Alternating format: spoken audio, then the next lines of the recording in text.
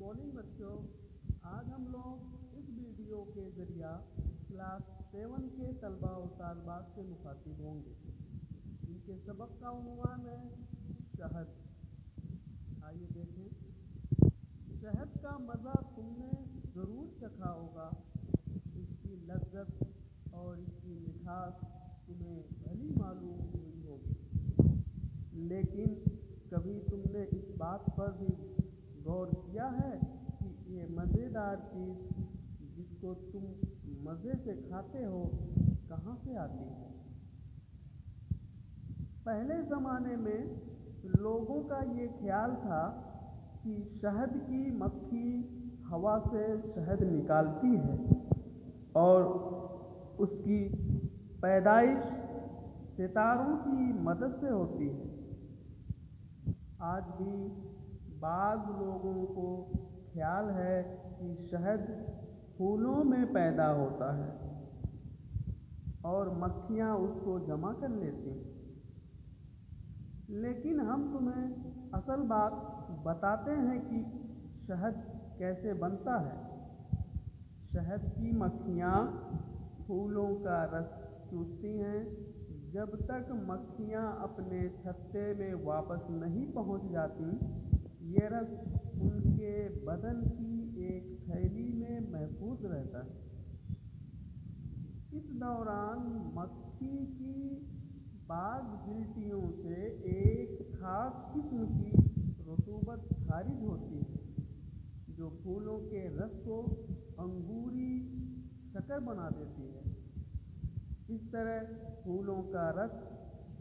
फूलों का कच्चा रस मीठे और मज़ेदार शहद में तब्दील हो जाता है। शहद की मक्खी की ज़बान फूलों का रस जमा करने का एक आला है। अपनी आँखों से तुम उसको नहीं देख सकते, लेकिन अगर खुर्दबीन से देखो तो तुम्हें उसकी ज़बान पर एक बारीक और तेज़ बालों की कतारें नज़र आएंगी। जब मक्खी अपनी नोकदार ज़बान को फूल की किसी पंखुड़ी के बालों के अंदर दाखिल करती है, तो एक बारीक नोक अंदर ही अंदर चारों तरफ से रस चूस लेती है। ज़बान के सिरे पर एक छोटा सा चमचा होता है, जिसके ज़रिया मक्खी रस को जैसे पी जाती है। शहद की मक्खियों के दो मेले होते हैं। एक तो वह शहद की थैली जिसका जिक्र ऊपर किया जा चुका है, और दूसरा असल मैदा जिसमें ग़िज़ा जाती है। शहद की थैली एक बारीक नाली के ज़रिया मक्खी के मैदे से मिली होती है। मक्खी जब चाहती है उस नाली को खोल देती है। उसको भूख लगती है तो नाली को खोलकर शहद अपने मैदे में ले लेती है।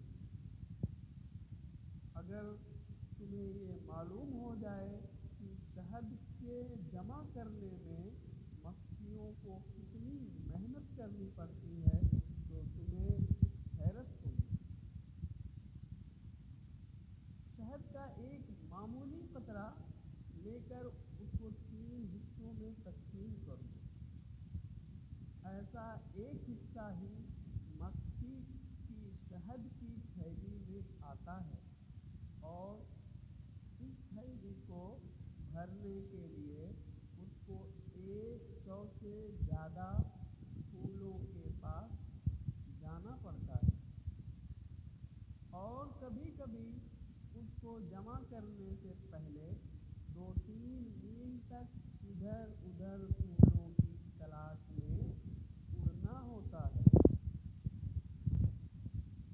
इससे तुम अंदाज़ा कर सकते हो कि جب تم روٹی کا ایک ٹکڑا شہد سے کھاتے ہو تو تمہارے اس چمچے میں ان مکھیوں کی کتنی محنت شامل ہوتی ہے۔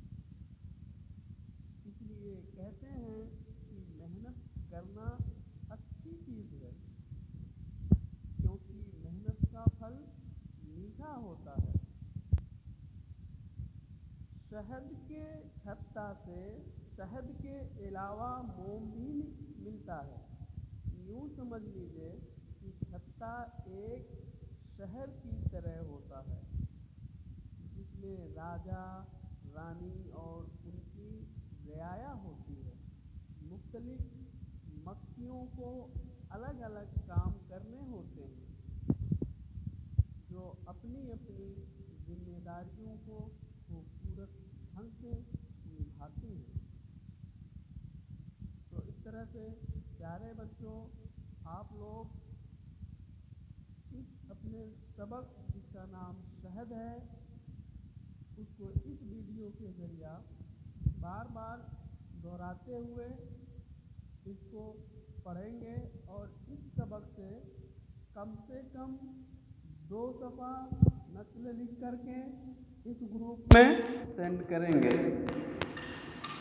اس سبق کے ایکسرسائز کو، سوال و جواب سوالات کو اگلے ویڈیو میں دیکھیں گے انشاءاللہ۔ شکریہ۔